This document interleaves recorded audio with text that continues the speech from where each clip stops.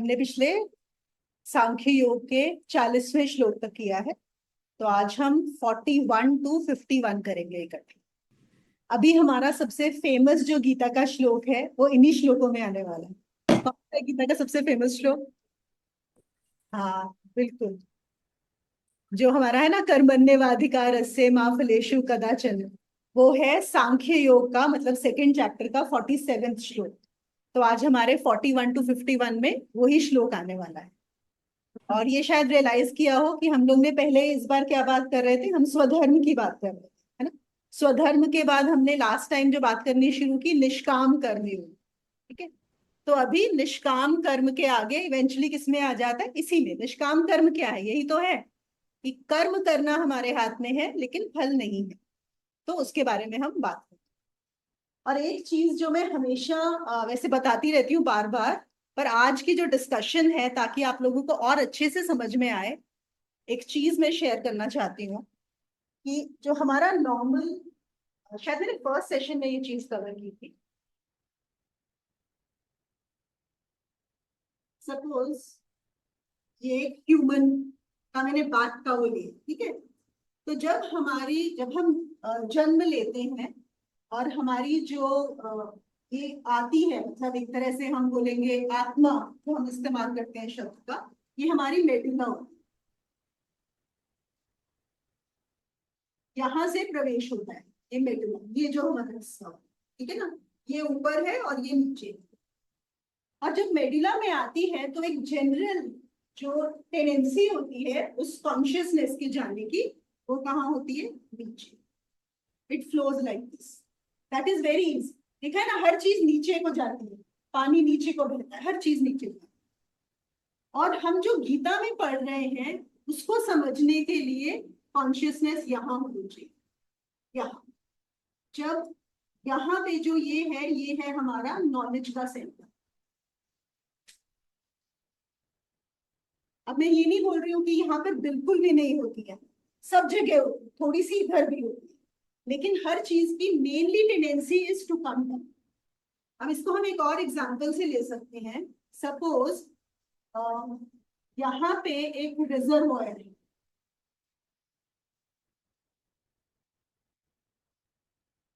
ठीक है।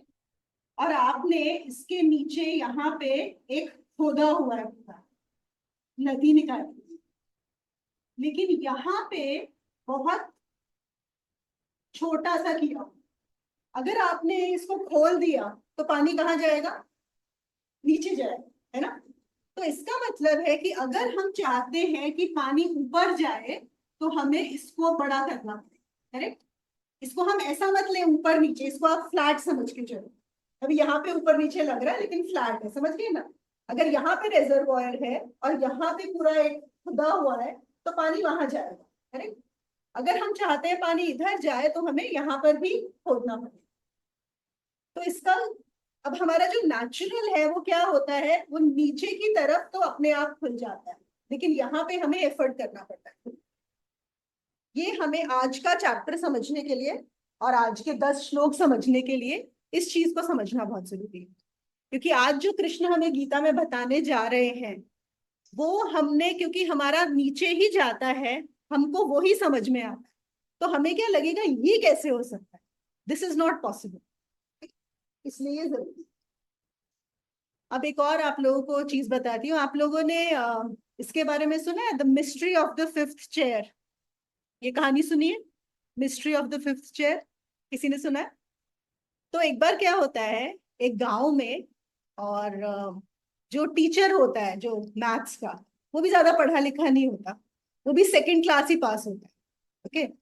तो ये ऐसा बहुत जगह पे होता है, हमें लगेगा बड़ा अजीब है कि जो भी वहां सबसे ज्यादा पढ़ा लिखा होता है उसी को हम सोचते हैं कि पदवी दे दी जाए किसी भी चीज की। एक बार ओशो ने बताया था कि ऐसा गांव था जहां पे उन्होंने, उनको लगा सबको कि किसी को तो हमें पीएचडी देनी चाहिए, कौन होगा जिसको पीएचडी दी जाए, मतलब एक किसी को डॉक्टरेट का वो उपाधि देनी है इस गांव में। तो सबसे जो पढ़ा लिखा आदमी था वो सिक्स्थ पास ही था वो, तो उसी को दे दी गई। See, because everything is relative, that is what we need to understand, है ना। तो सिक्स्थ क्लास जो पास है उसको पीएचडी भी मिल सकती है, तो जो सेकंड क्लास तक जो पढ़ा है वो सबसे पढ़ा लिखा था गांव में, तो वही टीचर बन गया। तो उसने जब बच्चों को पढ़ाना शुरू किया क्लास में, तो जो बच्चे पढ़ते थे उसको अब खुद को भी ज्यादा आता तो था नहीं, तो उसने सबको सिखाया 2+2=5। अब वो तो सिखा रहा है 1+1=2, 2+2=5।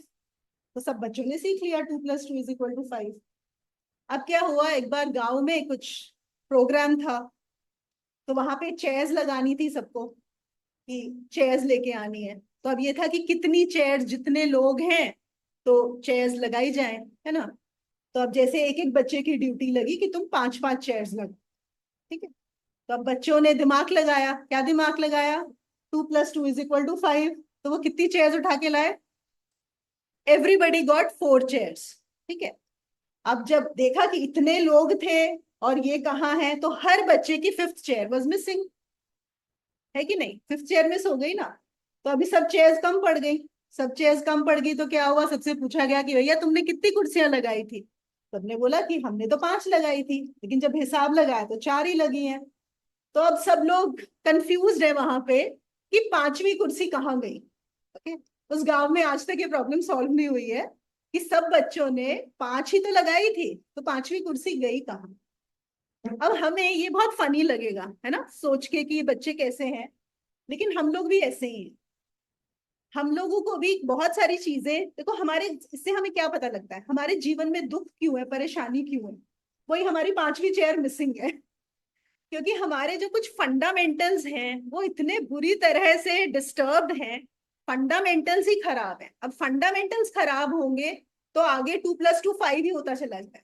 तो आगे जो हम उसके ऊपर इमारत बनाएंगे, जो हमारी फाउंडेशन ही गलत है, इमारत बनाएंगे तो गड़बड़ होनी ही है। तो आज हमें जो हम सीखने वाले हैं वो क्या है, निष्काम कर्म का अगला स्टेप, कि निष्काम कर्म होता क्या है और हम कैसे कर सकते हैं। लेकिन अगर आप पूरी सोसाइटी को देखो, सारे आप साइकोलॉजिस्ट को देख लो, वो क्या बोलते हैं, दे थिंक निष्काम कर्म तो पॉसिबल ही नहीं है। अगर लॉजिकली सोचते हैं और अपना दिमाग लगाते हैं तो कैसे पॉसिबल है निष्काम कर्म, इजंट इट। आप सोच के देखो, साइकोलॉजिस्ट तो क्लियरली बोलते हैं कि बिना मोटिवेशन के काम हो ही नहीं सकता। हम कितना मोटिवेशन के बारे में बात करते हैं कि नहीं, मतलब मोटिवेशन स्कूल में, बच्चों के साथ, ऑर्गेनाइजेशंस में, it is the buzzword, isn't it, कि कैसे किसी को मोटिवेट किया जाए। और हमारे तरीके क्या होते हैं मोटिवेट करने के, क्या तरीके से हम करते हैं किसी को भी मोटिवेट, फाइनेंशियल होते हैं, क्या चीज, मोटिवेशनल। हाँ, लेकिन किस चीज से मोटिवेट करते हैं, फाइनेंशियल होते हैं।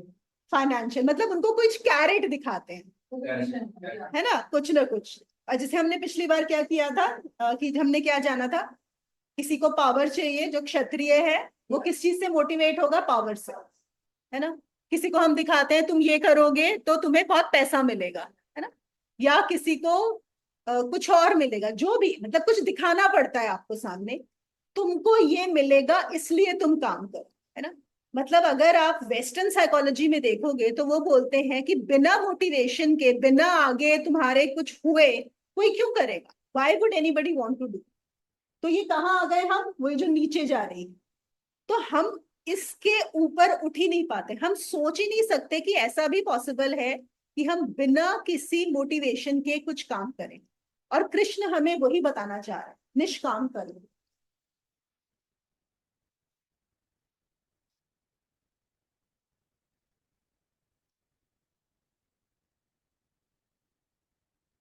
याद है पिछले वाले हमने जो 40वां श्लोक किया था, उसमें मैं थोड़ा सा रिपीट करूंगी क्योंकि फिर आज वाले की सेंस ज्यादा बनेगी। एक तो उन्होंने बोला था कि प्रगति का क्या मतलब है, how do you define success. याद है कि हम किस चीज, सक्सेस को कैसे डिफाइन करते हैं, उससे मैटर करता है। कि हम बोलेंगे कि अगर मैं बिना किसी इच्छा के काम करूं तो फिर क्या होगा, मतलब फिर तो मैं कहीं पहुंचूंगा ही नहीं। अगर मुझे गोल पे ध्यान ही नहीं देना है तो मैं पहुंचूंगा ही नहीं। तूने क्या बोला था कि डिफाइन करो कि तुम्हारे लिए प्रगति क्या है।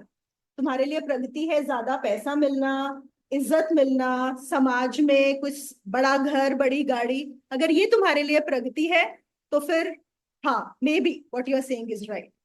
लेकिन अगर तुम्हारे लिए प्रगति है स्वयं को जानना और तुम्हारी शांति अंदर की, वो तुम ढूंढ रहे हो, तो इसकी बात हो रही है।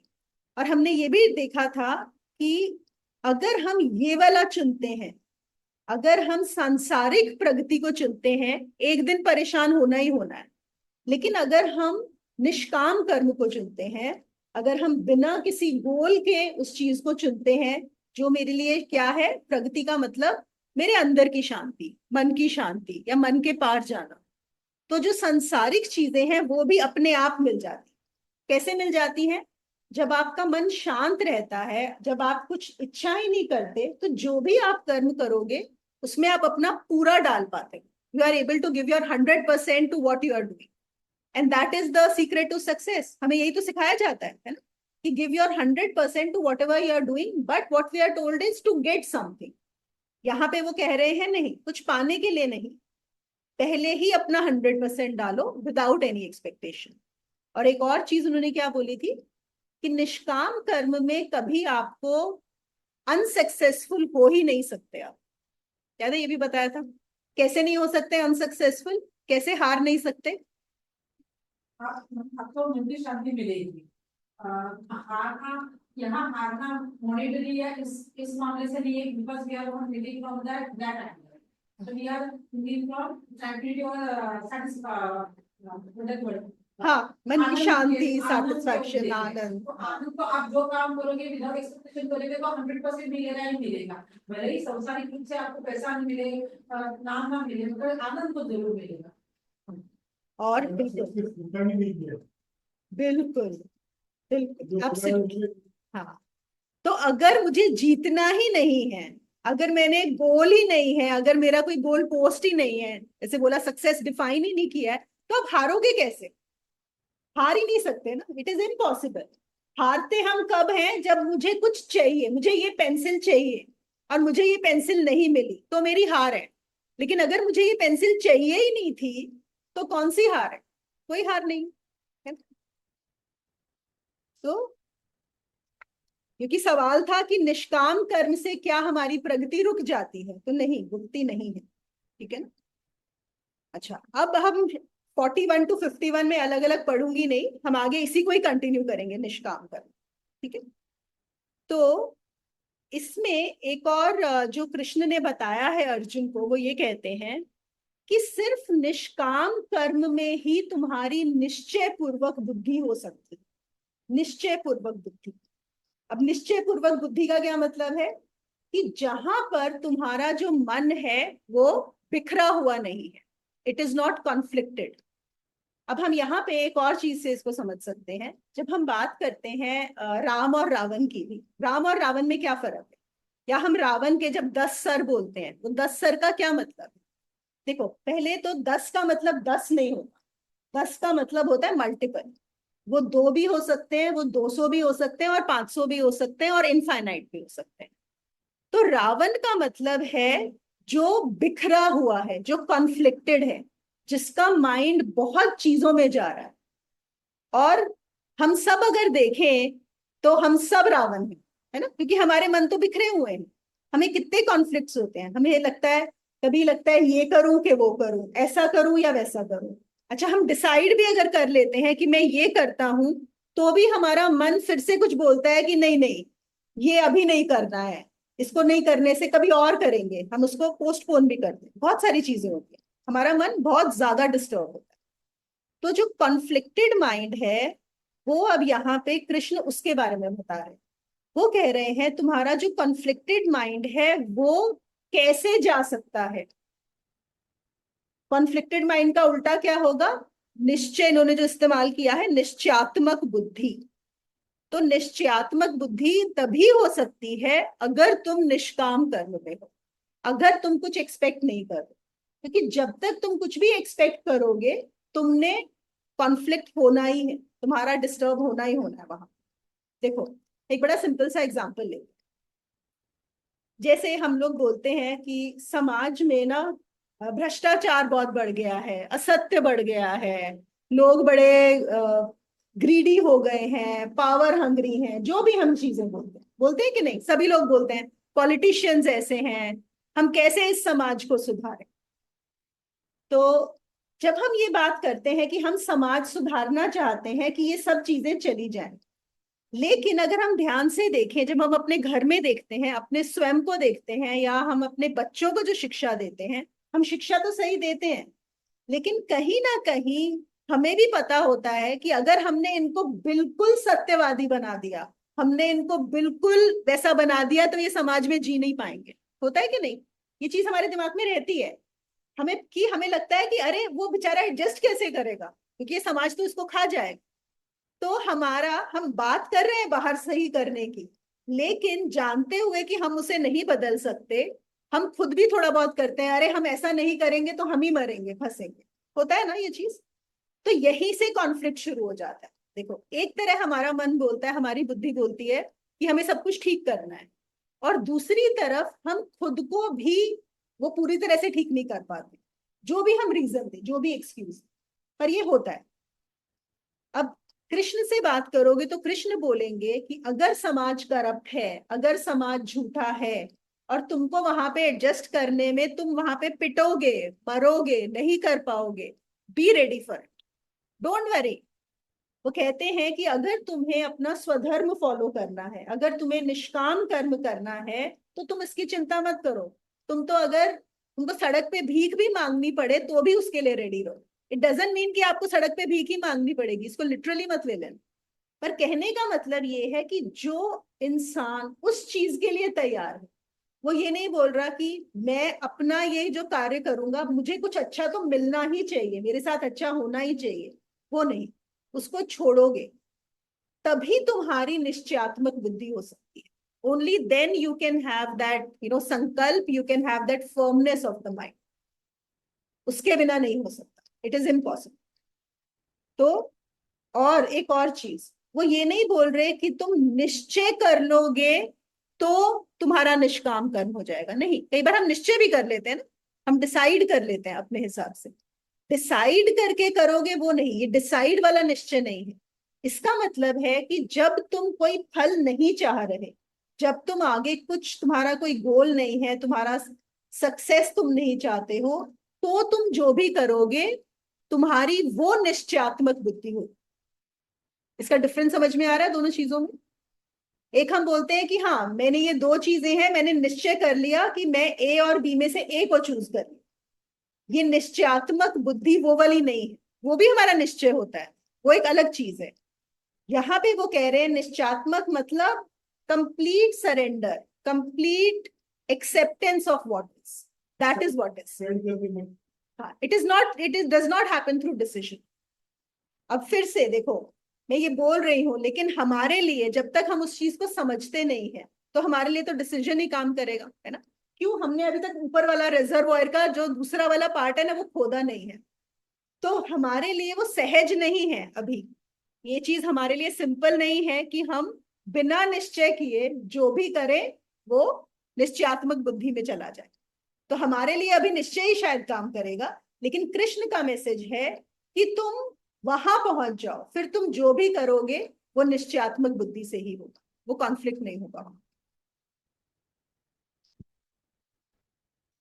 जैसे एक और यहाँ पे ओशो ने एग्जाम्पल दिया है कि एक आदमी कहता है मुझे शांति चाहिए, ठीक है, लेकिन साथ में प्रतिष्ठा भी चाहिए। अब शांति और प्रतिष्ठा साथ में नहीं चल सकती, it is not there, right? तो अगेन क्या होगा? कॉन्फ्लिक्ट होगा, फिर से आप डिवाइड हो, आपका माइंड जो है डिवाइड हो जाता है। और हमारा जो मन है ना, कई बार, अब मैं निश्चय पे आ रही हूँ कि चलो हम एक रेगुलर सोशल टर्म्स में जो हम डिसीजन की बात करते हैं, जो हम कई बार डिसीजंस भी लेते हैं, हमारे मन में जो कॉन्शियस माइंड है उससे कहीं ज्यादा बड़ा होता है अनकॉन्शियस माइंड। सुना होगा ना, ये साइकोलॉजी के कॉन्सेप्ट्स हैं, conscious mind, subconscious mind, unconscious mind. और फिर ये दिए हुए हैं फ्रॉइड के, सिगमंड फ्रॉइड के। और उसके नीचे एक और आता है कलेक्टिव अनकॉन्शियस, जो दिया है कार्ल यूंग का। कभी इसके बारे में भी डिटेल में हम लोग करेंगे बात। तो हम जब कोई भी चीज डिसाइड करते हैं, या जिसे हम सोचते हैं कि अब हम क्रोध कभी नहीं करेंगे, अब हम रिएक्ट नहीं करेंगे, ये तो शायद हर कोई सोचता है कभी ना कभी, है ना? कि सिचुएशन होगी तो हम रिएक्ट नहीं करेंगे। ये डिसीजन कौन ले रहा है? आपका कॉन्शियस माइंड, जो कि टिप ऑफ द आइसबर्ग ही होता है। ये तो इनफाइनाइट है। कौन सा है ये? Collective unconscious.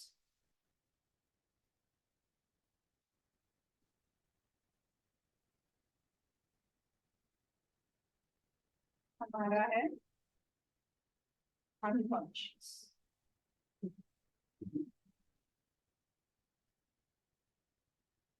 ये है सबकॉन्शियस और ये है हमारा कॉन्शियस।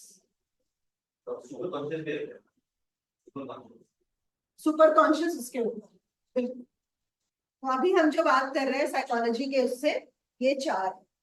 तो ये जो कलेक्टिव अनकॉन्शियस है, इसमें क्या होता है कि जो हमारा मन है, हमारे मन में ही पहले हमें बहुत कुछ नहीं पता जो अनकॉन्शियस है। उसके बाद हमारा मन अकेला नहीं है, वो बाकी सबके मनों से जुड़ा हुआ है। तो मतलब वो कलेक्टिव भी है और हम वहां से भी इम्पैक्ट होते हैं। हम सिर्फ अपने ही अनकॉन्शियस से अफेक्ट नहीं होते, हम कलेक्टिव अनकॉन्शियस से भी अफेक्ट होते हैं। इस हमारी जो ये हमारा मन कैसे काम करता है। तो क्या होगा, जैसे अगर हमने कॉन्शियस से क्या डिसीजन लिया कि मुझे रिएक्ट नहीं करना, मुझे गुस्सा नहीं करना, अगली बार ऐसी सिचुएशन होगी तो मैं शांत रहूंगा। लेकिन जब वो सिचुएशन आती है, उस समय आप देखते हो कि आप गुस्सा कर रहे हो, रिएक्ट कर रहे हो, चिल्ला रहे हो, जो भी कर रहे हो। उसके बाद फिर आपको ध्यान आता है कि अरे मैंने तो सोचा था मैं ऐसा नहीं करूंगा, फिर मैंने क्यों कर दिया ऐसा। ये क्यों होता है? क्यों? क्योंकि जब आप उस सिचुएशन में होते हो, आपका जो अचेतन मन है, इसको अनकॉन्शियस को हम ये भी बोलते हैं अचेतन मन, वो कहीं ज्यादा बड़ा है, वो मिलियन टाइम्स बड़ा है आपके चेतन मन से। और अगर वहां पर ये है, उस सिचुएशन में आपका कॉन्शियस माइंड तो चला जाएगा सोने के लिए और ये टेक ओवर कर लेता है। और ये टेक ओवर करेगा तो आप गुस्सा करोगे ही। You are going to behave that way and you are going to do things which you didn't want to, and they can be different for different people. कोई सोचता है अच्छा कल सुबह से मैं जल्दी उठ के एक्सरसाइज करूंगा, ध्यान करूंगा। कोई सोचता है कल से मैं ये हेल्दी खाना खाऊंगा या ये करूंगा, लेकिन वो नहीं होता। क्यों नहीं होता? क्योंकि हमारा अनकॉन्शियस माइंड हमेशा टेक ओवर करता रहता है। तो कृष्ण क्या कह रहे हैं कि तुम्हारी निश्चयात्मक बुद्धि हो ही नहीं सकती। तुम जो निश्चय भी लेते हो, निश्चय कहां से लोगे? कॉन्शियस माइंड से ना। वहां पे तो तुम्हारा अनकॉन्शियस फिर से टेक ओवर बोलेगा, तो हम इसको निश्चयात्मक बुद्धि नहीं बोलते। निश्चयात्मक बुद्धि सिर्फ और सिर्फ तब आती है जब तुम्हारी कोई डिजायर नहीं हो, जब तुम्हारा कोई गोल नहीं हो, जब तुम सिर्फ कर्म करते हो कर्म करने के लिए। तो वो कहते हैं अज्ञानी पुरुष, और जिसकी भी निश्चयात्मक बुद्धि नहीं है, कृष्ण उसको अज्ञानी पुरुष बोलते हैं। वो कहते हैं अज्ञानी पुरुष की बुद्धियां बहुत भेदों वाली अनंत होती हैं। मतलब सिर्फ 10 सर नहीं, 20 सर नहीं, 500 सर नहीं, इनफाइनाइट आर देयर। इतने हेड्स हैं तुम्हारे, तुम्हारी बुद्धि वैसी। देखो यहाँ पे इन्होंने ना ओशो ने बहुत अच्छा, ये मैं पहले इसको पढ़ती हूँ। वो कहते हैं जो निष्काम कर्म की यात्रा पर निकलता है, उसे निश्चयात्मक बुद्धि उपलब्ध हो जाती है, क्योंकि उसके पास एक ही मन रह जाता है। अभी हमारे मन बटे हुए हैं, उसके पास एक ही मन रहता है। और फिर क्या होता है? विषयों में जो भटकता नहीं। मतलब विषय क्या है? बाहर की जो चीजें आपको अट्रैक्ट कर रही हैं, वो उनमें भटकता नहीं है। जो अपेक्षा नहीं करता, अपेक्षा मतलब expectation, who has no expectation. जो कामना की व्यर्थता को समझ लेता है, मतलब who recognizes that the desire is absolutely useless, it is not taking me anywhere, वो ये समझ जाता है। जो भविष्य के लिए आतुरता से फल की मांग नहीं करता, who is again not desiring any fruits in the future, the present is enough, that's it, there is no going in the future at all। और जो क्षण में और वर्तमान में जीता है, ऐसे व्यक्ति को एक मन उपलब्ध होता है, उसी को निश्चयात्मक बुद्धि मिलती है। आगे उनका कहना है कि निष्काम कर्म को ही और उसमें एक्सप्लेन किया है। कभी कभी ये भी बहुत होता है कि हम जैसे एक कार्य छोड़ते हैं, या हम बोलते हैं कि अच्छा हम संसार के पीछे नहीं भागेंगे। लेकिन क्यों नहीं भागेंगे? ताकि हमें भगवान मिल जाए। तो अभी भी क्या हो गया? अभी भी कुछ मांग ही रहे हैं ना, अभी भी निष्काम नहीं हुआ। मतलब मैं छोड़ना भी तभी चाहता हूं कि मुझे कुछ पाने को मिल जाए, कुछ पाने के लिए ही छोड़ रहा हूं। हमारा मन जो है ऐसा ही काम करवाता है कि हम कुछ पाए तो हम कुछ पाने को मिलेगा, तो मतलब वो भी इन्वेस्टमेंट है। Why am I letting go of my worldly desires, that I may achieve something in the astral, that I may achieve something in the other world.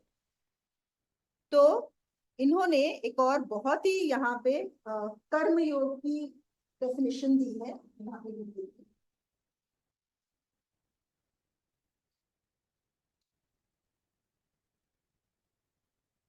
जब तक कुछ भी पाने के लिए कर रहे हो तब तक निष्काम कर्म हो ही नहीं सकते। कहते हैं कर्म माइनस काम, कामना मतलब डिजायर इज इक्वल टू कर्म योग। इतना सिंपल है। आप जो भी कर्म कर रहे हो, अगर तुम उसमें से डिजायर को निकाल दो कि मैं ये कर्म इसलिए कर रहा हूं, देयर इज नो रीजन, बस जहां कामना निकली वहां पे कर्म योग। कर्म योग का क्या मतलब है? कर्म योग मतलब योग मतलब मैं एक हो गया। वो जो एक मन निश्चयात्मक बुद्धि बोले, या मैंने स्वयं को जान लिया, जैसे भी हम उस चीज को एक्सप्लेन करें, या अगर कोई बोले आत्मा और परमात्मा का एक हो गया, तो वो ऐसा ही होगा। योग मतलब एक हो जाना, अलग अलग नहीं। ठीक है ना? लेकिन अगर आपने सोचा कि मैं इसलिए ये कर्म कर रहा हूं, इसलिए कोई ध्यान कर रहा हूं कि मुझे कुछ और मिल जाएगा, तो वो साकाम कर्म ही होगा, वो निष्काम कर्म नहीं होगा। क्योंकि डिजायर तो अभी भी है, ये नहीं मिले तो कुछ और मिले। अब ये तो हम सबको पता है ना, ये जो टेररिस्ट को करते हैं ये लोग पूरा ट्रेन, उनको क्या बोलते हैं? जन्नत मिलेगी, है ना, पूरे मिलेंगी, शराब की नदियां बह रही होंगी वहां पे।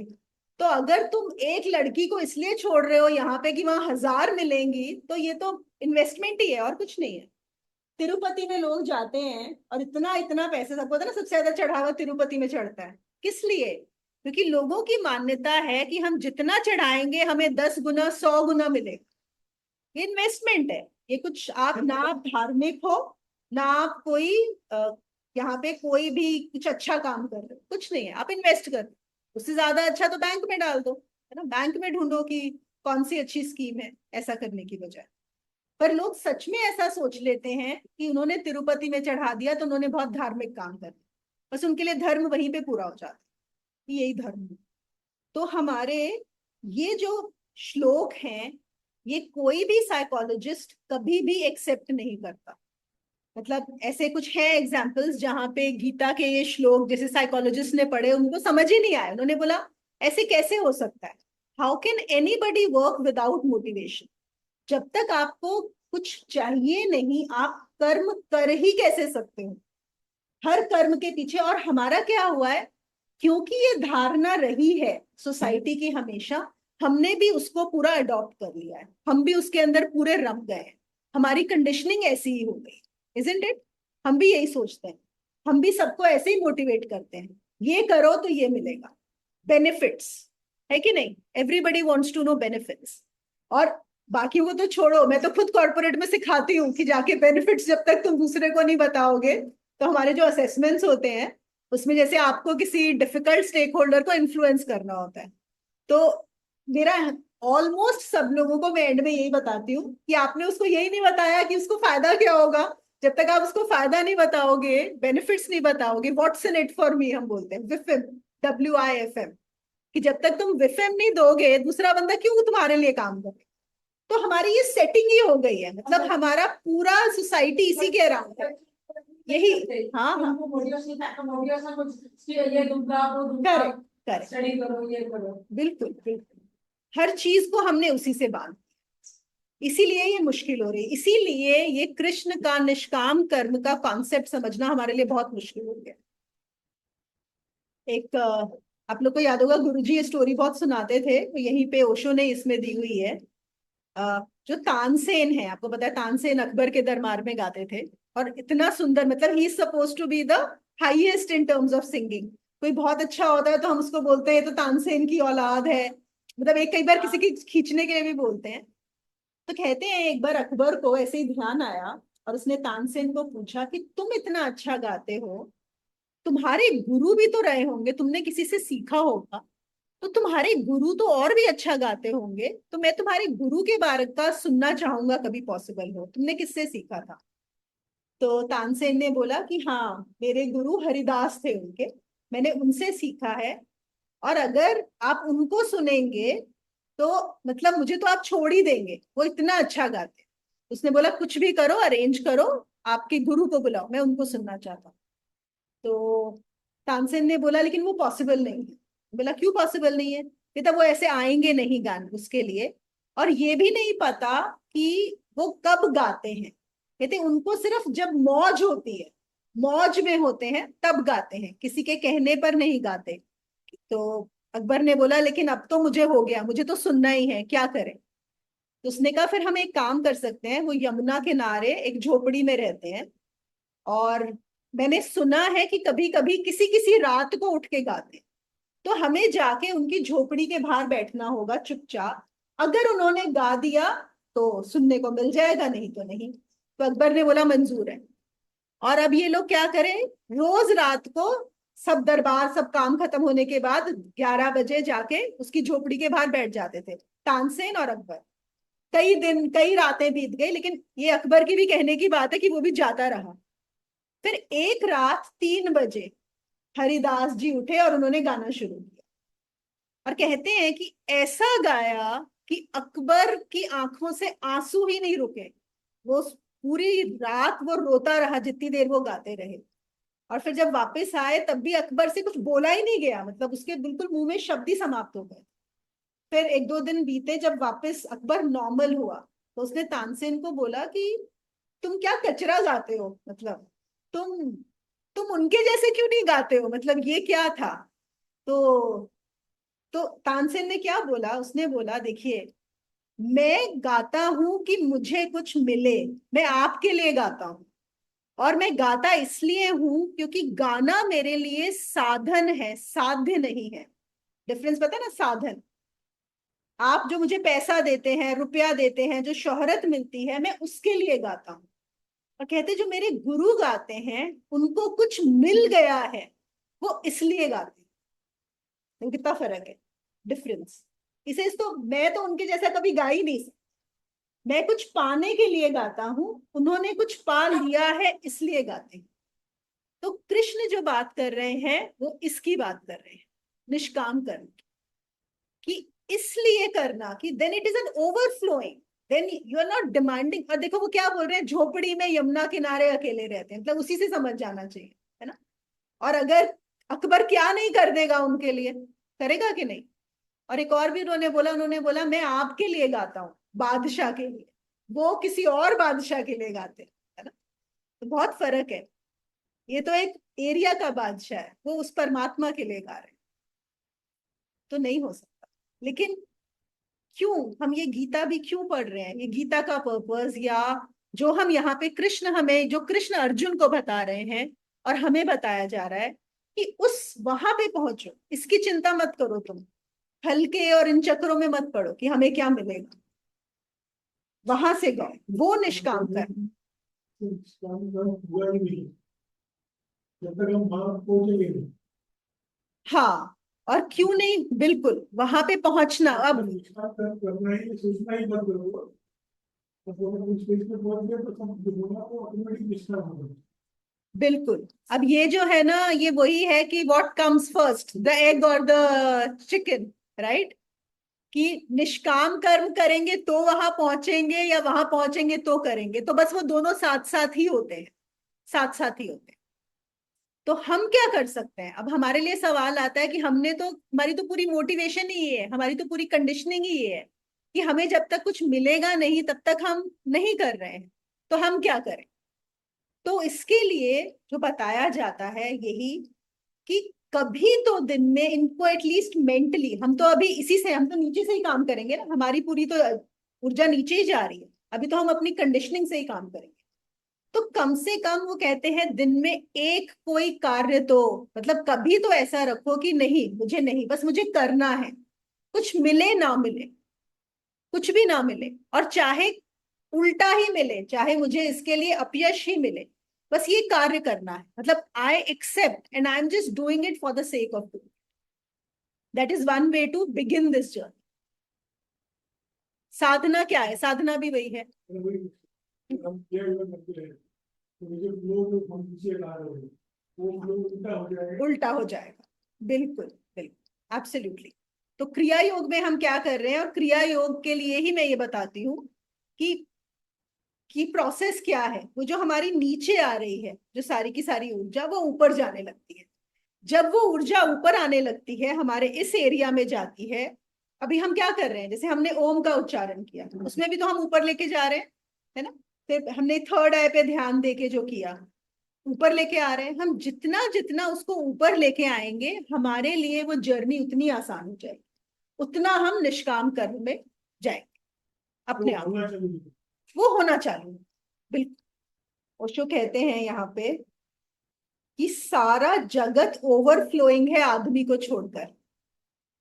मतलब देखो, जो पेड़ है बाहर लगा है, फल दे रहा है, वो दे रहा है ना।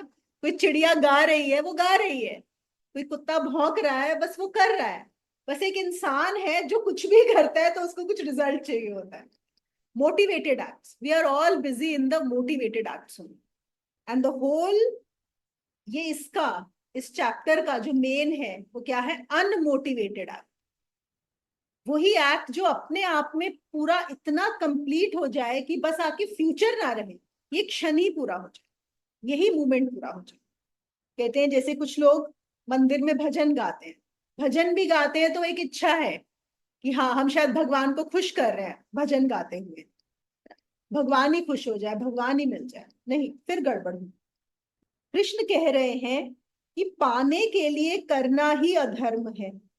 पाने की आकांक्षा के बिना जो कर्म का फूल खिलता है, the flowering of the pure act, शुद्ध कर्म जब खिलता है बिना किसी कारण के, बस वही धर्म है। That is the truth.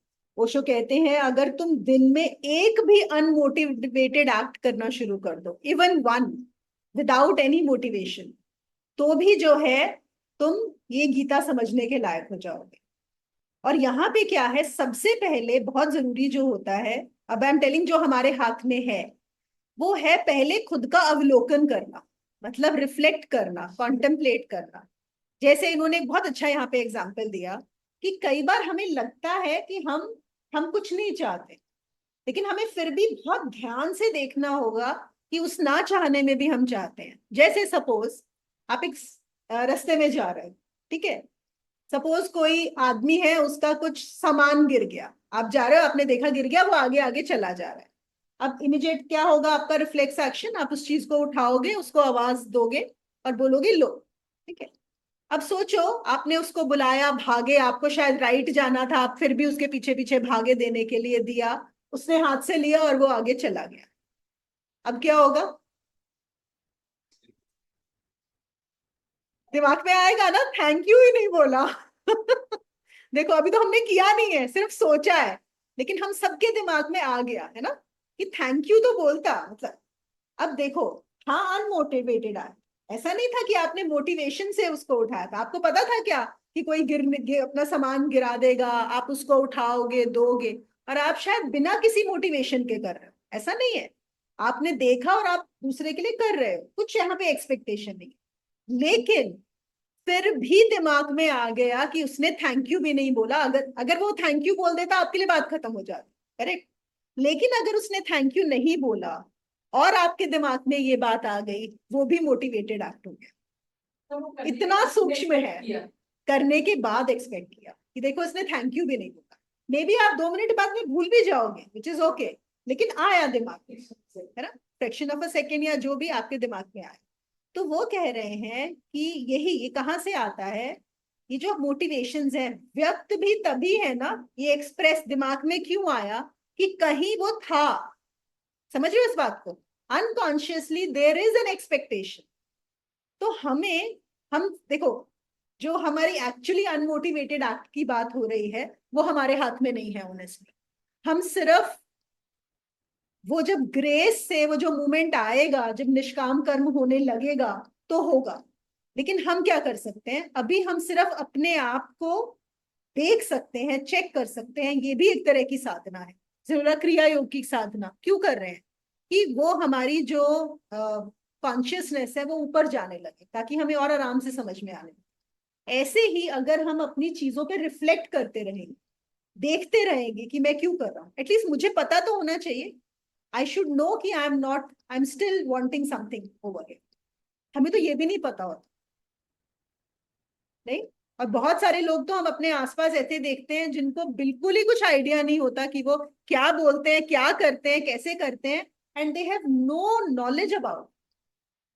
और अगर हमारे मन में भी आए कि अरे हमने इसके बारे में सोचा, you should not think of that, that is also the starting, can be a start of that. हाँ बिल्कुल, एटलीस्ट मुझे पता तो लग रहा है ना कि मेरी एक्सपेक्टेशन थी। हाँ, तो मेरे मन में ये विचार आया कि गलत था, ये आना भी तो शुरुआत हो जाएगी ना। नहीं देखो, गलत नहीं थी। It is not about judgement, यहाँ पे हम जज नहीं कर रहे हैं। हम यहाँ पे सिर्फ समझ रहे हैं कि मन ऐसा करता है, बस जान लो कि हाँ यहाँ पे मोटिवेटेड आ, दैट्स ऑल, कि मेरे दिमाग में ये आया। अगर ये गलत है ऐसे नहीं मानोगे तो उसको समझेगा कैसे मन को। तो नेक्स्ट टाइम आपने आप ऐसे 2-3 बार हो जाएगा तो आपने आप नेक्स्ट टाइम से एक्सपेक्ट ही नहीं होगा इससे नहीं। नहीं, ऐसा नहीं है। हम जो सही और गलत में जाते हैं ना, वहां पे हम जजमेंटल हो गए। अगर तुमने दिमाग में सोच लिया कि ये गलत था, तो अभी फिर गलत और सही के उसमें फंस गए, वहीं पे अट जाएंगे। क्योंकि गलत सही की बात नहीं है, बात है सिर्फ जानने की, समझने की कि ऐसा हुआ था, दैट्स इट। और याद है हम लोगों ने एक और भी हमने इसी सेशन में किया था गीता में, कि हम जब किसी और से गुस्सा होते हैं और हमें जब लगता है कि मैंने गलत किया, कि मैंने दूसरे को गुस्सा किया, और फिर हम जाके माफी मांगते हैं क्योंकि मुझे लगता है मैंने गलत किया, वो गलत भी कहाँ से आ रहा है, मेरी ही सेल्फ इमेज डिस्टर्ब हो रही है। जैसे ही मैं बोलता हूं मैं गलत हूं, मतलब मेरी सेल्फ, और मैं अपनी सेल्फ इमेज को ठीक करना चाहता हूँ। तो जैसे ही हम यहाँ पर भी जजमेंटल में जाएंगे, तो हम फिर से उसी लूप में ही रहेंगे, बाहर नहीं आएंगे उस लूप से।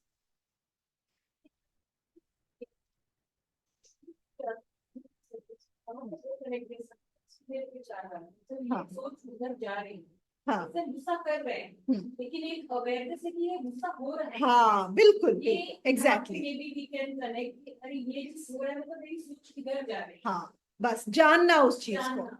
हाँ, दैट जस्ट दैट अवेयरनेस। हाँ बिल्कुल कहाँ जा रहा है मेरा सोच, मेरा बिल्कुल। विचार। लेकिन उसको यहाँ पे हाँ लड़ना नहीं। हाँ हाँ छोटी सी विंडो ड्रॉप, उसके बारे में कुछ नहीं बोलते हैं, वो दिल विचार वाले और जो तो वो में भी वो यहाँ पे बिल्कुल, एब्सोल्युटली। साक्षी वही है, अवेयरनेस वही है, कि बिना किसी जजमेंट के, बिना ये सोचे, अगर मैंने कुछ अच्छा सोच लिया तो भी ये नहीं सोचना मतलब कि मुझे, मैंने बड़ा अच्छा सोचा या ये मैंने बुरा सोचा, मेरे मन दोनों में बस साक्षी रहना, अवेयरनेस कि ऐसे जा रहा, दैट्स इट। और अगर हम इसमें रह सकते हैं, और ये मैं आपको अपने एक्सपीरियंस से बता रही हूँ, अनुभव से, अगर हम बिना जज किए अपने मन को देख सकते हैं, वो पूरा वाइप आउट हो जाता है। तभी वाइप आउट होता है, उसके पहले वाइप आउट नहीं होता। वो एक्चुअली चला जाता है, वो आना भी बंद हो जाता है उसके। अभी हमारा आ जाता है 47वें श्लोक पे, यही, तेरा कर्म करने मात्र का ही अधिकार है, कर्मण्येवाधिकारस्य मा फलेषु कदाचन, फल में कभी नहीं। और तू कर्मों के फल की वासना वाला भी मत हो, तथा तेरी कर्म न करने में भी प्रीति न होए। देखो, ये जो है ना, इट्स अ वेरी कंप्लीट श्लोक। वो क्या कह रहे हैं कि अगर हमें फल की इच्छा नहीं करनी, कर्म करना है बिना फल की इच्छा के, तो बहुत सारे लोगों ने इसको क्या समझा कि कर्म ही ना करो, स्टॉप डूइंग द वर्क। क्यों? अगर मुझे कुछ मिलना ही नहीं है, अगर, देखो पहले तो मन यही बोलेगा, अच्छा कुछ मिलने वाला ही नहीं है तो कर्म ही क्यों करना है, ये तो चुपचाप बैठो, सो जाओ आंख बंद करके, है ना? वो कह रहे हैं नहीं, वो भी नहीं। ऐसा नहीं है कि कर्म नहीं करना, कर्म करना ही होगा। लेकिन तुम्हारे हाथ में क्या है, अगर हम देखेंगे, तुम्हारे हाथ में सिर्फ कर्म करना है, क्योंकि फल कहाँ से आएगा? फल तो इस यूनिवर्स में जो कलेक्टिव कॉन्शियस है वो तुम्हें फल देगी। तो तुम कैसे डिमांड कर सकते हो कि फल मिले? तो अगर तुम बिना अच्छा के कर्म करते हो तो तुम वहां से भी तुमको मुक्ति हो जाती है। वो कर्म ही अपने आप में मुक्ति दे देता है, वही मुक्तिवान हो जाता है। देखो, वो कहते हैं कल की अपेक्षा नहीं हो सकती, फल हमेशा कल में होता है। एक और चीज क्या है इसमें बहुत जो सटल है समझने की, कि जैसे ही हम कोई कार्य इसलिए कर रहे हैं कि कल को हमें उसका फल मिलेगा, so we are creating the future, we are extending things, है कि नहीं? जैसे बहुत सारे लोग बोलते हैं अरे इन्होंने हमारे साथ बुरा किया, अब इनको इसका पाप मिलेगा, अब इनको इसका फल मिलेगा। तो अब हम बैठ के इंतजार करते हैं कि कब इनको इनका वो मिलेगा, है ना? हमें होता है कि कब इनके साथ बुरा होगा या क्या होगा। तो हम क्या कर रहे हैं? हम ऐसे ही कर्म क्रिएट कर रहे हैं, बंधन क्रिएट कर रहे हैं अपने, बेसिकली बंधन क्रिएट। अगर मैं चाहता हूं कि किसी ने, मेरे दुश्मन ने मेरे साथ बुरा किया और उसको उसका बुरे का फल मिलेगा, तो फिर से मैंने बंधन क्रिएट कर दिया। अब मैं तब तक बंधा हूं जब तक मैं देख नहीं लेता कि उसको फल मिलता है कि नहीं मिलता। पता नहीं मिलेगा कि नहीं मिलेगा, वो भी नहीं पता। या फिर मैं कोई कार्य इसलिए करता हूं कि मुझे कल को इसका अच्छा फल मिलेगा, तो अब मैं इंतजार कर रहा हूँ वो फल आने का। ये फल की इच्छा ही बंधन है। देखो, समझो, मेन बात बंधन की हो रही है। और जब तक मुझे फल चाहिए तब तक मैं कर्ता भी बन गया, है कि नहीं? कर्ता बन गया ना। हमने पहले शुरू से क्या बता रहे हैं सांख्य योग में, कि कर्ता मत बनो, तुम कर्ता नहीं हो, you are a non do. पर जैसे ही मैंने बोला कि मुझे ये कल को मिलेगा, तो फिर कर्तापन शुरू हो गया। तो हम ऐसे ही कर रहे हैं। एक आप लोगों ने एक और यहाँ पे इन्होंने स्टोरी बताई थी, ये बड़ी कॉमन है, आप लोगों ने पहले भी सुनी होगी, कि एक बार एक राजा था, उसका बहुत प्यारा वजीर था, जिसने कोई ऐसी गलती कर दी कि राजा को एज पर द लॉज उसको फांसी की सजा सुनानी पड़ी। और ऐसा भी होता था कि उसी रात को फांसी दे दी जाएगी, मतलब सजा सुनाई और फांसी हो गई। तो और ये भी हमारे यहाँ पे है ना चलन, की फांसी से पहले ये पूछते हैं कि तुम्हारी आखिरी इच्छा क्या है। उसमें लेकिन ये नहीं अलाउड होता कि तुम आखिरी इच्छा में बोलो कि हमें छोड़ दिया जाए, वो पॉसिबल नहीं होता। तो अब ऑब्वियसली ये था, तो राजा ने पूछा कि राजा गया उससे मिलने, तो वजीर रोने लगा। तो राजा भी बड़ा हैरान हुआ, उसने एक्सपेक्ट नहीं किया था कि वजीर रो रहा होगा। कहता देखो तुम्हें फांसी तो देनी ही पड़ेगी, सॉरी मैं कुछ कर नहीं सकता, लेकिन तुम रो क्यों रहे हो? मैं हैरान हूँ। तो वजीर ने बोला असल में मैं क्या बताऊं आपको, मैंने आपको बताया नहीं था, मैं 30 साल से ना एक विद्या सीख रहा था जिसमें घोड़ों को उड़ना सिखा सकते हैं। और मेरी अभी कल ही ये ट्रेनिंग पूरी हुई थी। अभी मैं कल ही 30 साल से सीख रहा था, कल ही सीखा हूं। तो मैंने सोचा था कि अब मैं आपके घोड़ों को उड़ना सिखाऊंगा। ओके। और अब मुझे फांसी लग जाएगी तो मेरी तो विद्या खत्म हो गई और अब घोड़े उड़ नहीं सकते। अब राजा भी सोचने लगा कि वाह, अगर उसके घोड़े उड़ने लगे तो मतलब वो तो सम्राट हो जाएगा पूरी दुनिया का, मतलब उसका तो पूरा बोलबाला हो जाएगा। देखा कैसे फंसाया उसको। तो राजा ने बोला अच्छा ठीक है। अब राजा तो राजा है, उसने बोला बताओ कितना समय लगेगा तुम्हें मेरे घोड़े उड़ाने के लिए? तो उसने बोला कि 1 साल तो लग जाएगा। उसने बोला ठीक है, तुम्हारी जो ये है फांसी 1 साल के बाद हो। बोला अच्छा ठीक है। तो अपना घर आ गया, तो बीवी बच्चे रो रहे थे, वो बड़े, उन्होंने बोला अरे तुम घर कैसे आ गए? उसने कहानी बताई। बीवी ने तो अपना सिर पीट लिया। तो बीवी ने बोला उसको तो पता था इसको कोई ऐसी विद्या नहीं आती है। उसने कहा कि देखो, तुमने अगर समय ही मांगना था 1 ही साल क्यों मांगा? कम से कम 30-50 साल तो मांगते। 1 साल में तो खत्म हो जाएगा, तुम सिखा ही नहीं पाओगे घोड़ों को और फिर से तुम्हें फांसी लग जाएगी। उसने बोला देखो 1 साल किसने देखा है, जब 1 साल होगा बहुत लंबा होता है, वील सी व्हाट हैपेंस, अभी लाइफ जीते। और कहते विद इन 1 ईयर क्या हुआ, उससे पहले राजा की मौत हो गई। राजा मर गया तो बात खत्म हो गई, है ना? लेकिन समझ रहे हो कैसे हम चीजों में फंसते हैं, खुद ही बंधन बनाते हैं, फिर उन बंधनों में, और ये क्या है, हमारी इच्छाएं ही हमें बंधन देती। हम वो कार्य अ, अपना एक फ्यूचर बनाते रहते कि कल को ऐसा हो, और बंध गए। और इसमें सबसे बड़ी बात क्या है जो आगे आएगी गीता में, कि सपोज देखो मृत्यु का तो किसी को नहीं पता कब हो जाएगी। अगर आप किसी का इंतजार कर रहे हो कि मैंने ये पुण्य किया था मुझे इसका फल मिलना है, तो अब आपका तो अगला जन्म होना ही होना है किसी वापस मनुष्य शरीर में। और मनुष्य शरीर में ही नहीं, ऐसे ही सर्कमस्टांसेस में, क्योंकि आपका उसका फल चाहिए। तो आप ही अपना फ्यूचर क्रिएट कर रहे हो। अगर आप चाहते हो कि किसी को उसके पापों का फल मिले, अब आपके लिए वो सिचुएशन क्रिएट होनी ही होनी है कि आप फिर से आओ उसके पापों को फल दो। समझ में आ रही है ये बात? गीता में हम कृष्ण बहुत आगे की बात कर रहे हैं। यहाँ पे हमारी लाइफ अच्छी करने की बात नहीं हो रही है सिर्फ, हमारी यहाँ पे बात हो रही है सब बंधनों से मुक्त होना, ईगो को फ्री करना। सारे जितने भी श्लोक हैं उनका एक ही पर्पस कि तुम बंधो मत, फ्री हो जाओ, मुक्त हो जाओ। और मुक्त कैसे होगे, उसी के सब श्लोक। तो वो कहते हैं फल सदा भविष्य में है लेकिन कर्म हमेशा प्रेजेंट में है कि नहीं? कर्म इज अभी, राइट नाउ, और फल है फ्यूचर। तो अगर तुम फल को छोड़ देते हो तो कृष्ण यहाँ पे बहुत बड़ी चाबी हमें दे रहे हैं कि तुम कर्म में ही रहो। अगर तुम प्रेजेंट में ही रहोगे, प्रेजेंट में ही मुक्ति पॉसिबल है, फ्यूचर में पॉसिबल नहीं है। So there is nothing you are taking forward.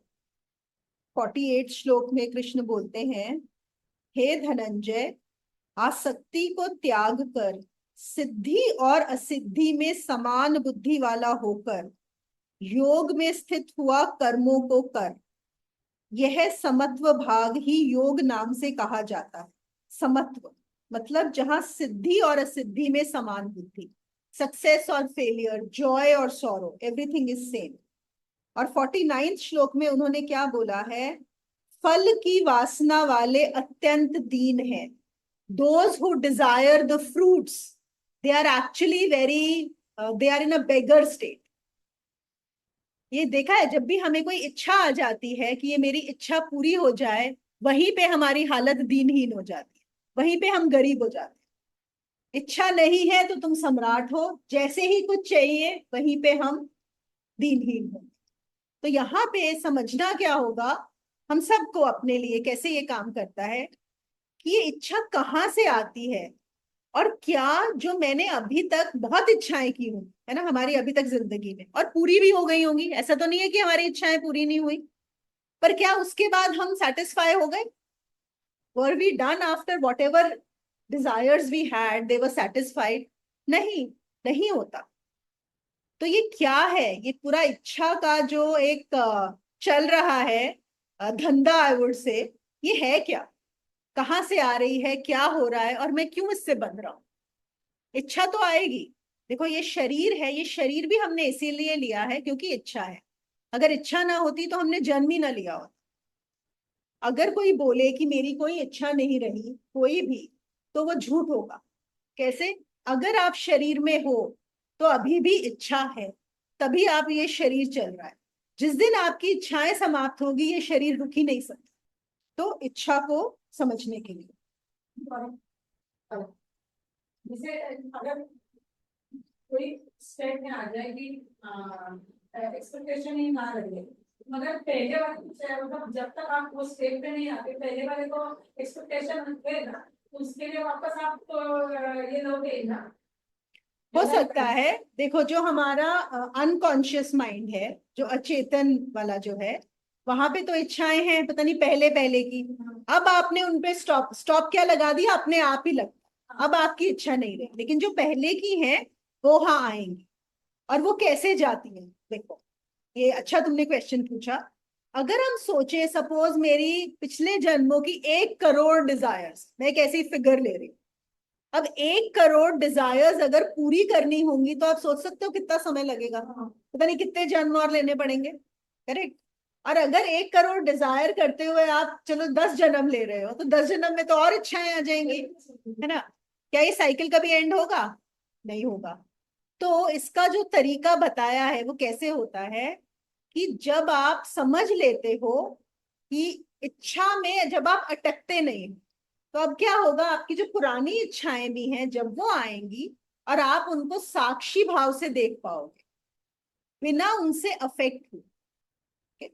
आप लोगों ने शायद देखा हो, मैं बताती हूँ, एक सदगुरु का भी वीडियो है और बहुत सारे उसने बताया है कि जब हमारी मृत्यु होती है, हमारी मृत्यु मतलब जब इस शरीर की मृत्यु होती है, तो एक छोटा सा उनका तो है कि in those few seconds, 54 seconds या समथिंग, उन्होंने ऐसा कुछ नंबर दिया है, अगर उस समय आप कॉन्शियस रह सकते हो तो you can be immediately B free of everything. तो कहते हैं ना, हम जैसे बहुत सारे पोर्टल्स खुलते हैं, वी टॉक अबाउट पोर्टल्स, तो जो एक बहुत बड़ा पोर्टल खुलता है सबके लिए, that is at the time of the death of this physical body. तो जब आपका सूक्ष्म शरीर भौतिक शरीर को छोड़ता है, उस समय एक विंडो खुलती है जिसमें आपको अपनी सारी इच्छाएं, सारी चीजें, सारे कर्म, आपने सिर्फ इस जन्म के नहीं, इवन पुराने, उसका आपको पूरा सब कुछ नजर आता है। तो क्या है, अगर आप अभी भी अच्छे बुरे पाप पुण्य में हो, अगर आपका भी मतलब चेतना वहीं पे थी, तो क्या होगा, जैसे ही आप उनको देखोगे आप उससे में घुस जाओगे, या अच्छे में या बुरे में, अरे मैंने इतना अच्छा किया था, खुश हो गए, या अरे मैंने इतना बुरा किया था, घबरा गए, डर गए। हाँ, ऐसा नहीं करना चाहिए था। अगर आप उसमें गए तो फिर से नया साइकिल शुरू हो जाएगा। लेकिन अगर आप उन सेकंड्स में, दैट मोमेंट वो जो है, उस समय आप बिना अफेक्ट हुए उसको जाने दे सकते हो, सिर्फ साक्षी होके देख सकते हो, तो आपका वहीं पे सोचो, वो जितना भी है, पहाड़ का पहाड़ या पहाड़ भरे भरे मल्टीपल पहाड़, वो वहीं पे समाप्त हो जाता है। इसका मतलब अभी आप उसमें रहोगे तो अपने आप उस समय में आप साक्षी भाव में रहने के चांसेस ज्यादा है। बिल्कुल। अभी से अगर आपका ये साक्षी भाव जग जाता है तो उस समय में रहने के चांसेस ज्यादा है। अगर अभी आप अंडरस्टैंड नहीं करते हो तो उस समय में कोई चांस ही नहीं है। बिल्कुल बिल्कुल, ये तो है। Start you have to try to ये तो अंडरस्टैंड, यू है। हैव टू हाँ फाइंड। हाँ। तो हमारी गीता में आगे आएगा, मुझे पता नहीं है, अभी याद नहीं है कौन से चैप्टर में, डेथ के बारे में कृष्ण ने काफी बताया है। ये तो हम सबने सुना होगा कि एक है कि कृष्ण बोलते हैं कि जो मृत्यु के समय में जो मेरे बारे में मेरा नाम लेता है वो मेरे पास आता है, सुना होगा ना। बहुत सारे लोग अपने बच्चों का नाम राम किशन इसीलिए रखते हैं कि जब सब बच्चों को ही बुलाते हैं ना, कि लास्ट मोमेंट में हम किशन किशन बोलेंगे तो हम कृष्ण के पास पहुंच जाएंगे। पर ये सब उन्होंने समझा नहीं है बात को। आप किशन बोल रहे हो लेकिन आपके दिमाग में कृष्ण नहीं है, आपके दिमाग में अपना बेटा ही है, तो कैसे वहां पहुंचोगे कृष्ण के पास। तो बात यही है कि जिस चीज की आपने जिंदगी भर प्रैक्टिस की होगी, वो ही आपको मौत के समय आपको तब पॉसिबिलिटी बढ़ जाती है। तब भी कोई गारंटी नहीं है कि आपके साथ ये होगा, सिर्फ आपकी प्रोबेबिलिटी बढ़ जाएगी वहां पर ये होगी। और वहां पे क्या काम आएगा, सिर्फ आपका साक्षी भाव काम आने वाला है उस समय। और साक्षी भाव कैसे होगा, ये जानने से, आत्मज्ञान से। बिना आत्मज्ञान के साक्षी भाव नहीं हो सकता। कि आत्मज्ञान क्या है, कि मैं कौन हूं। और ये हमारे इस श्लोक में भी है। हमारी जो अंडरस्टैंडिंग है ना ज्ञान की, ये मेरा इसके ऊपर ना एक और आत्मबोध का वीडियो है, मैं आप लोगों के साथ शेयर करूंगी।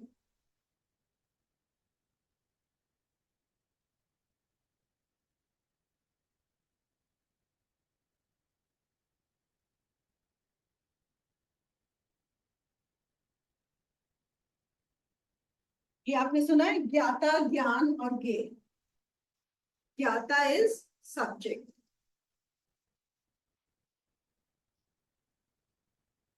ज्ञेय इज ऑब्जेक्ट, एंड ज्ञान इज नॉलेज।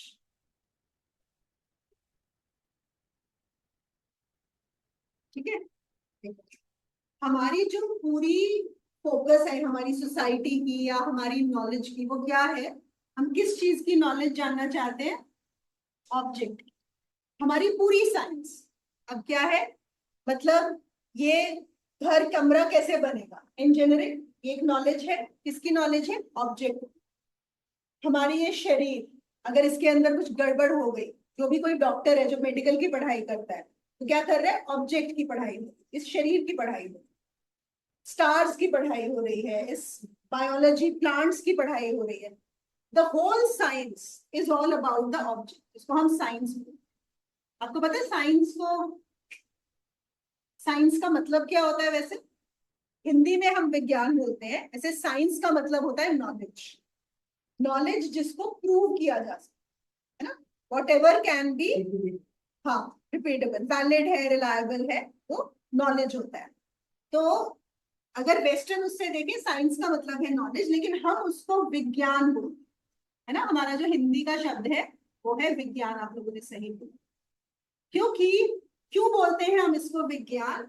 ये जो ज्ञान की बात हो गई, जो हमारे पूरी फिलोसफी है, it is not about the object, it is about the subject. और ये क्या है? आत्मज्ञान।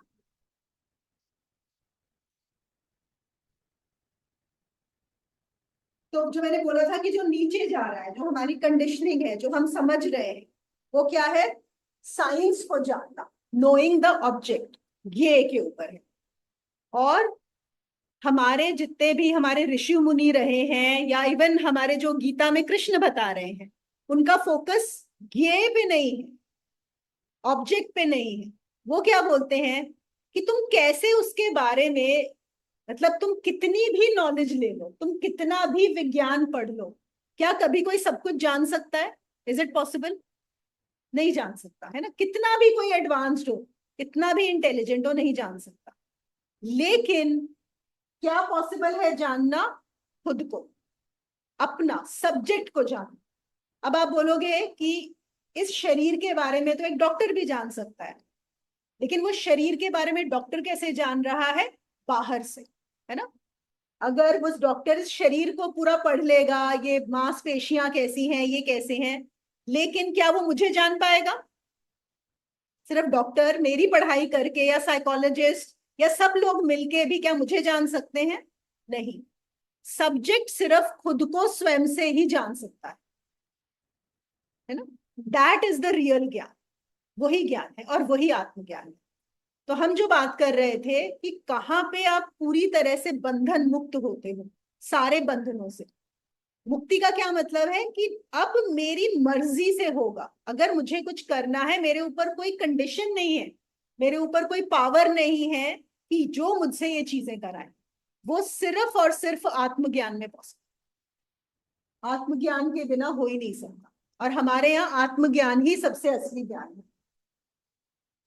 वो कहते हैं यहाँ पे इन श्लोकों में, कृष्ण जो कह रहे हैं, वो कह रहे हैं तुम कितना ही बाहर का ज्ञान इकट्ठा कर लो, हम सोचेंगे जिसको नोबेल प्राइज मिल गया वो तो बहुत ज्ञानी है। हमारे यहाँ उसकी कोई अध्यात्म के पॉइंट ऑफ व्यू से कुछ उसने अचीव नहीं किया, कुछ नहीं है, जब तक अगर वो स्वयं को नहीं जान। स्वयं को जानना ही सबसे बड़ा ज्ञान। और हमारा तो पूरा फोकस ही बाहर पे, और यही, और हम क्यों समझ रहे हैं इस चीज को कि क्यों हम सुखी नहीं है, क्यों इतनी वॉर्स हो रही हैं, क्यों हम लोग सब कुछ पाके, जो भी सोसाइटी बोल रही है, सब कुछ करते जा रहे हैं, हम सब कुछ जान रहे हैं, हम पढ़ाई अच्छी कर रहे हैं, लेकिन what do we find at the end of the day? हम लोग फिर भी परेशान हैं, फिर भी दुखी हैं। या हम कहीं, एक लगता है कि कुछ मिसिंग है, ऐसा लगता है कि नहीं? सब कुछ मिलने के बाद भी लगता है समथिंग इज नॉट देयर, कुछ अभी कंप्लीटनेस नहीं फील होती। वो तब तक नहीं हो सकती जब तक कि हम सब्जेक्ट को ना जाने, वही असली चीज। और पता है, विज्ञान का भी हम जितना भी जान लें पूरा हो नहीं पाता है। कितनी चीजें तो हमें पता भी नहीं होती कि हम उन्हें कैसे समझ रहे हैं। लेकिन उन्होंने यहाँ पे एक किस्सा दिया था कि जो बर्नार्ड शॉ था वो कलर ब्लाइंड था, लेकिन उसको कब पता लगा कि वो कलर ब्लाइंड है? When he was 60 years old। उसको 60 साल होने से पहले पता भी नहीं था कि वो कलर ब्लाइंड है। और वो भी ऐसा हुआ कि उसको कहीं पे बुलाया गया था किसी इस पे फंक्शन पे, कोई बड़ा इंपॉर्टेंट, उसको पता ना, बर्नार्ड शॉ को भी ये मिला था, नोबेल प्राइज मिला था लिटरेचर के लिए। तो उसने जब अपने सूट के साथ टाई खरीदी, तो उसका ग्रीन सूट था और उसने ग्रीन ही टाई खरीदी थी, तो उसने येलो टाई खरीदी। तो उसके जो सेक्रेटरी थी, उसने बोला कि ये आपने क्या किया है? तब शायद कॉन्ट्रास्ट का जमाना नहीं होता होगा, आजकल तो ग्रीन सूट के साथ येलो टाई चलती है। तो उसने बोला आपने येलो टाई ये क्यों खरीदी, ग्रीन क्यों नहीं खरीदी? उसने बोला ग्रीन ही तो है। उसने बोला ये ग्रीन कहाँ है, मतलब दे वर शॉक्ड, उसको लगा पहले शायद मजाक कर रहा है। उसने बोला नहीं ये ग्रीन ही है। उसने बोला नहीं ये येलो है। तो तब उसको रियलाइज हुआ कि उसको सब कुछ मतलब येलो भी ग्रीन ही नजर आता है, नहीं ग्रीन भी येलो नजर आता है, sorry he was not seeing green at all.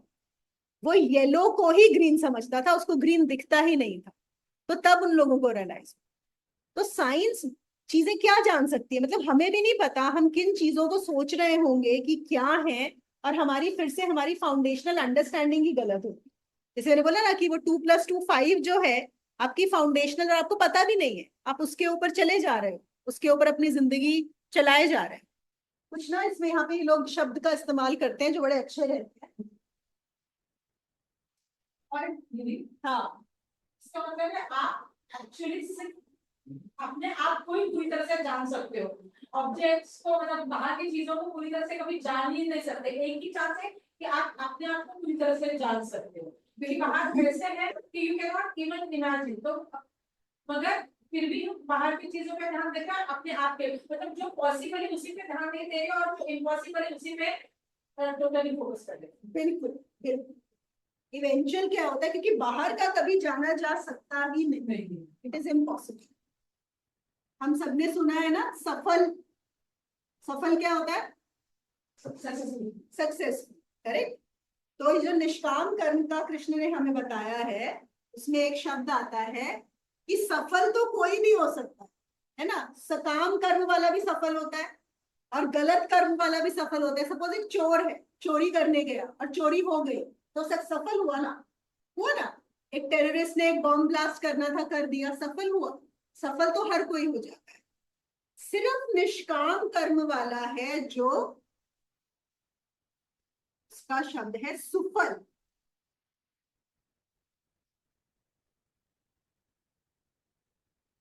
ये आता है साकाम से, और ये आता है निष्काम से।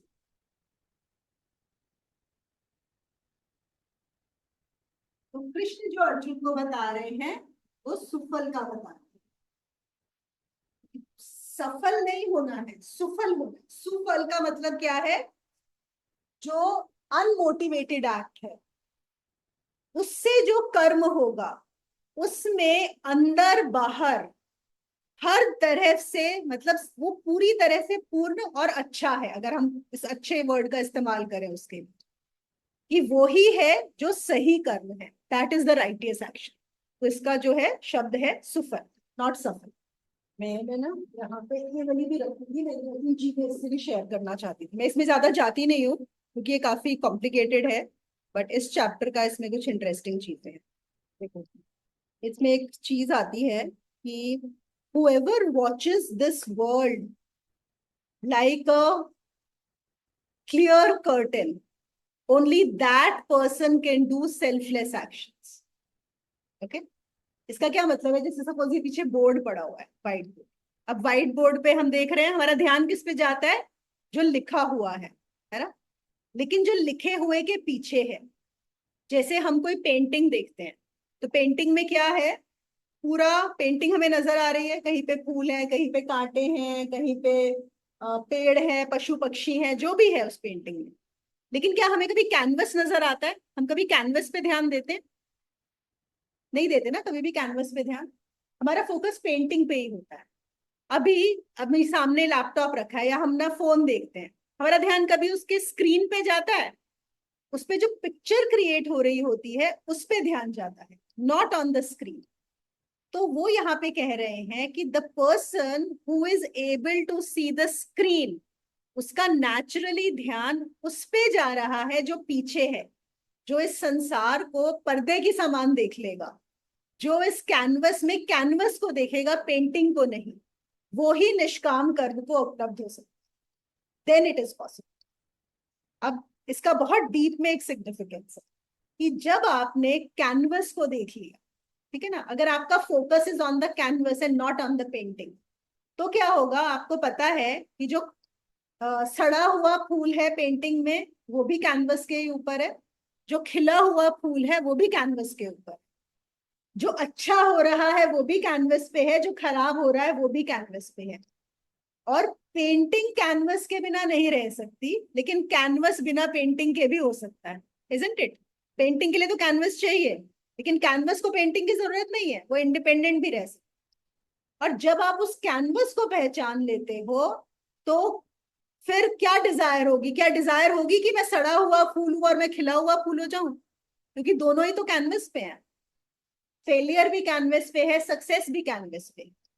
जब आप उस कैनवस को, जब आप उसके पीछे जो खाली पर्दा है उसको समझ जाते हो, तो आपकी अपने आप ये जो इच्छाएं, ये जो गोल, ये जो मोटिवेशंस, डिजायर्स, वो अपने आप ड्रॉप हो जाती। जब तक आपको ये सब कुछ अच्छे बुरे में डिफरेंस नजर आ रहा है, पाप पुण्य में डिफरेंस नजर आ रहा है, लग रहा है ये करने से फायदा होगा, ये करने से नुकसान होगा, तब तक आप पेंटिंग में, तब तक आपका निष्काम कर्म नहीं possible. It is not possible. यहाँ पे इस वाली बुक में तो वो क्रिया योग के बारे में ही बात करते हैं कि कैसे पॉसिबल होगा ये चीजें, कैसे तुम देख पाओगे उस कैनवस को, जब आपकी जो कॉन्शियसनेस है वो ऐसे पार्ट्स में जाएगी आपके जो अभी आपके सोए हुए हैं। पता है ना, हमारा जो हम बोलते हैं, मतलब अब तो साइंटिस्ट भी बोलते हैं कि शायद हमारा 12%, मैक्सिमम किसी का 12% ब्रेन ही काम करता है, बाकी जो ब्रेन है वो सोया हुआ है। सोचो, 88% आपका ब्रेन सोया ही पड़ा है, वो कुछ काम ही नहीं कर रहा है।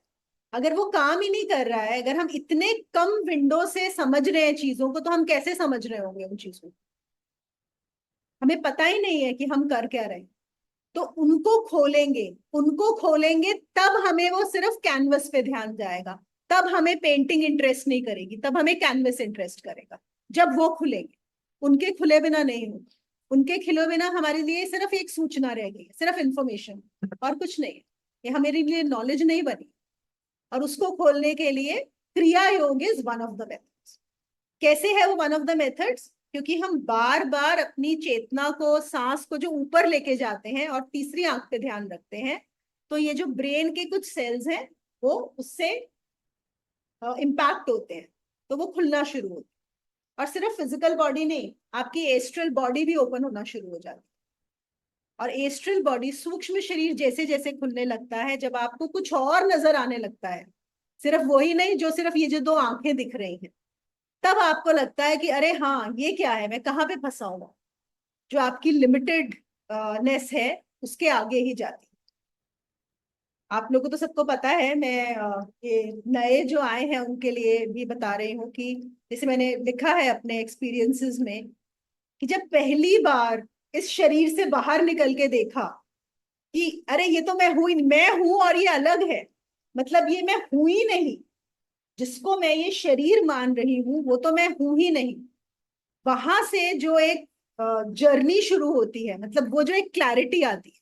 लेकिन वो कैसे हुआ? वो यही कि जब वो जो कॉन्शियसनेस है वो यहाँ जाने लगी, तो कुछ ऐसा खुल गया, कुछ ऐसा खुला जिसकी वजह से मैं ये देख पाई। नहीं तो कैसे देख पाते? हम क्या सोच सकते हैं अदरवाइज कि अपने को इस बॉडी के अलावा सोच ही नहीं सकते कभी?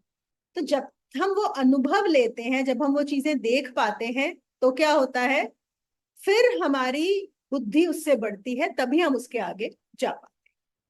I'll just read a few lines from here, then we'll close the chapter.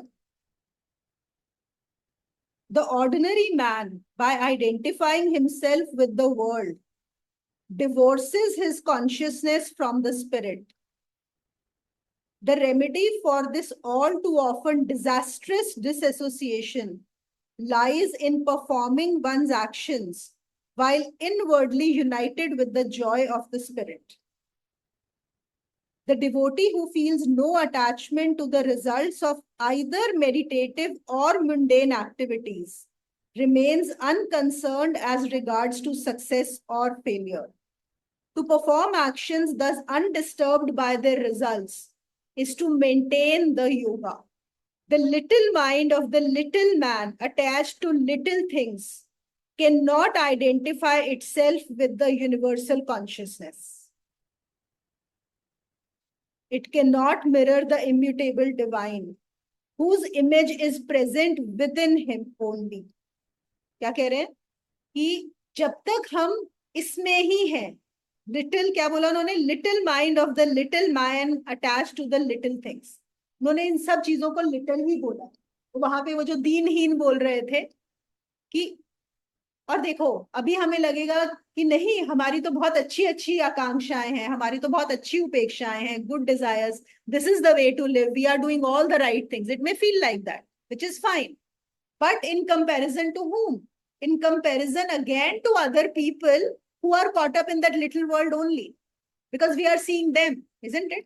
जब हम उनको देखते हैं तो हमें लगता है हाँ, हम तो उनके कंपैरेटिवली, या हमारी सोच बहुत अच्छी है, हम तो बहुत अच्छे हैं, लेकिन हम उसी जाल में हैं। जैसे मैं हमेशा एग्जांपल देती हूँ पागल खाने का, अगर आप पागल खाने में हो और आप भी पागल हो, आपको कभी रियलाइज ही नहीं होगा कि बाकी सब पागल है, you will never know, isn't it?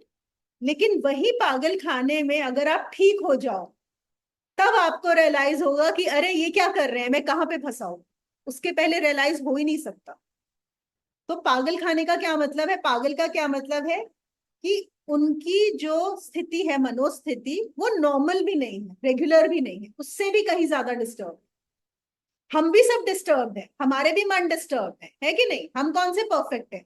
जिनको हम पागल बोलते हैं या रुग्ण बोलते हैं या सिक बोलते हैं, बस वो उनकी डिग्री ज्यादा होती, दैट इज इट। तो हमारी डिग्री कम कैसे होगी? जैसे हम मेडिकल उसमें जब हम बीमार होते हैं तो हम दवाई खाते हैं, उससे ठीक होते हैं। यहाँ पर कैसे ठीक होंगे? हमारी साधना से। और जब ठीक होंगे तभी हमें रियलाइज होगा कि अरे कुछ और है, इसको तो मैंने देखा ही नहीं था। इसीलिए वो यहाँ पे बोल रहे हैं little man with little mind of the little man, busy with little petty things. आज का ये जो सेशन है हम यहीं पे खत्म करते हैं। तो हमारे लिए इवेंचुअली एक ले लेते हैं कि हमने सुन तो लिया निष्काम कर्म के बारे में, है ना, और ये भी सुन लिया कि हम करने से नहीं कर सकते। अगर मैं सोचूं अब मैं निष्काम कर्म करूंगी, तो कर सकती हूँ सोच के निष्काम कर्म? नहीं कर सकती। फिर से मैं आ गया, मैं कर रही हूँ, है ना, क्योंकि मुझे प्रूव करना है खुद को कि मैं निष्काम कर्म कर सकती हूँ। नहीं। तो हम एक तो अपनी जो भी साधना करते हैं वो करें, और दूसरा जितना हो सके बिना जजमेंट के, जज ना करें, सिर्फ अपने को देखते रहे हम जो भी एक्शन कर रहे हैं। मैंने बच्चों के लिए खाना बनाया और उन्होंने नहीं बोला कि मम्मी खाना अच्छा बना है, अंदर क्या चला, क्या रिएक्शन हुआ, या मैंने किसी के लिए कुछ किया तो मेरे अंदर क्या भावना आ रही है, बस अवेयर होते रहो, देखते रहो कि मेरे अंदर क्या चल, इतना तो हम कर ही सकते हैं। That it self is